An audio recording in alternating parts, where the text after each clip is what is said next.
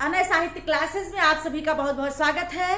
मैं आप सभी को रस की अगली कड़ी में जोड़ते हुए रस के प्रकार में ले चलती हूँ। इसके पहले मैं आपको रस की परिभाषा भी बता दी हूँ और रस के अवयव हमने बता दिया है, संचारी भाव बता दिया है और आज आप बताया गया है कि अस्थाई भाव की संख्या 9 है। भरत मुनि ने 8 माना है और सामान्यतः 9 अस्थाई भाव है और 9 अस्थाई भाव के अकॉर्डिंग ही 9 प्रकार के रस हैं। ठीक है, तो रस के प्रकार में रसों की संख्या है वो कितनी है? रसों की संख्या अगर पूछा जाता है कि रसों की संख्या कितनी है तो रसों की संख्या 9 है। कितनी है? 9। अब इस प्रकार से अन्य जो रस हैं, जैसे वात्सल्य रस को सूरदास ने माना है, ये 10वां रस है। रूप गोस्वामी मधुसूदन सरस्वती ने माना है। भक्ति रस को 11वां रस है। लेकिन सामान्यतः रसों की संख्या कितनी है? 9 मानी गई है और वही 9 अस्थाई भाव और 9 रस। अगर पूछता है प्रश्न रसों की संख्या कितनी है तो 9 होगा। अगर अनुसार पूछेंगे तो अलग से पूछेंगे कि मान लीजिए विश्वनाथ जी और सूरदास जी के अनुसार कौन सा रस माना गया है 10वां, या रूप गोस्वामी ने 11वां रस क्या माना है, या भक्ति रस को किसने माना है। इस प्रकार के प्रश्न बनेंगे। तो एक तरफ ये इधर है रस और इधर है अस्थाई भाव। देखिए पहला रस है श्रृंगार। आपको बताया गया श्रृंगार प्रकाश में भोजराज ने श्रृंगार रस को रसराज कहा। तो श्रृंगार रस इसका स्थायी भाव रति है। हास्य रस इसका स्थायी भाव हास है। करुण रस इसका स्थायी भाव शोक है। रौद्र रस इसका स्थायी भाव क्रोध है।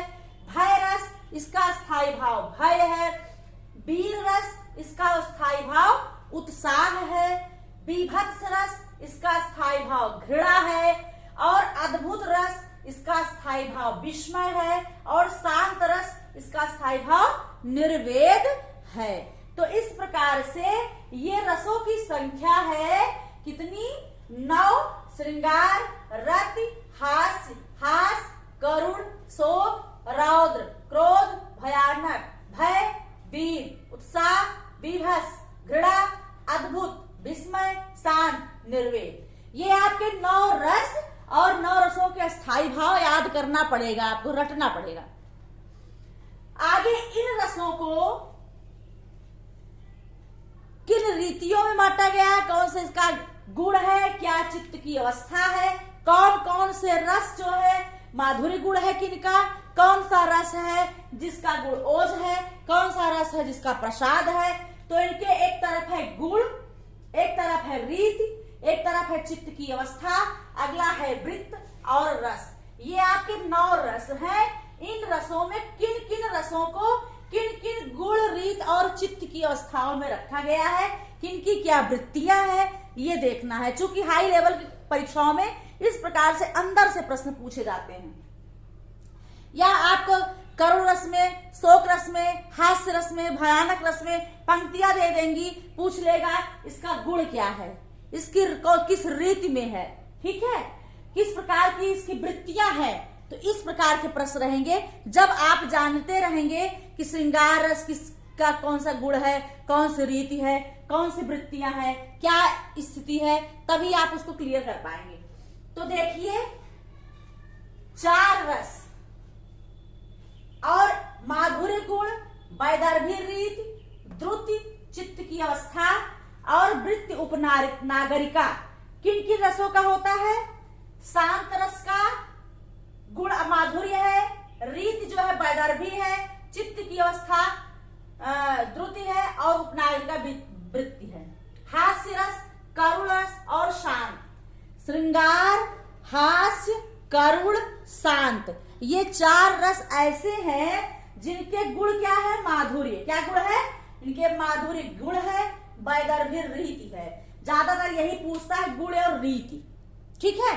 कौन कौन से माधुर्य गुण के हैं? श्रृंगार, हास्य, शांत और करुण। 4 रस आपके वीर, बीभत्स, रौद्र और भयानक। इन 4 रसों का जो गुण है वो ओज है। कौन सा गुण है? ओज गुण। और रीति है गौड़ी।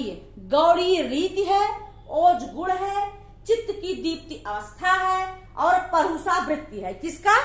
वीर रस, बीभत्स रस, रौद्र रस और भयानक। वीर, बीभत्स, रौद्र, भयानक का जो गुण है वो ओज है और रीति जो है गौड़ी है और चित्त की अवस्था दीप्त है और वृत्ति क्या है? परुषा। और ये 8 रसों का तो आपका हो गया। एक रस बचता है अद्भुत। अद्भुत सहित सभी रसों का जो सार है वो प्रसाद गुण उसका है, अद्भुत का। पांचाली रीति है, व्यापकत्व चित्त की अवस्था है और कोमला वृत्ति है। ठीक है, तो इस प्रकार से जहां पर अद्भुत रस से भरी हुई पंक्तियां रहेंगी उसकी जो है उसका गुण क्या होगा? प्रसाद होगा। रीति क्या होगी? पांचाली होगी। चित्त की अवस्था क्या होगी? व्यापकत्व होगा और वृत्ति क्या होगी? कोमला। तो ये आपको ध्यान देना है कि श्रृंगार, हास्य, शांत, करुण का जो गुण है माधुर्य और रीत वैदर्भी है।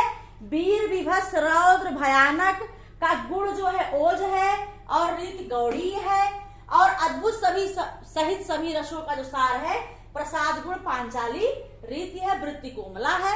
तो ये आपको ध्यान देना पड़ेगा कि कौन से रस का कौन सा गुण है, कौन सा इसका रीति है, चित्त की अवस्था क्या है, वृत्ति क्या है आदि। तो आज की कक्षा में श्रृंगार रस के प्रकार और इसके जो है गुण, रीति और चित्त की अवस्थाएं मैंने आपको बताया। अगली कक्षा में हम श्रृंगार के रस के पार्ट में ले चलेंगे या कहिए रस के अलग अलग पार्ट में उदाहरण, व्याख्या, लक्षण सहित। ठीक है, तो आज की कक्षा में इतना ही। अगली कक्षा में मैं आपसे फिर मिलूंगी। आज की कक्षा में इतना ही। धन्यवाद।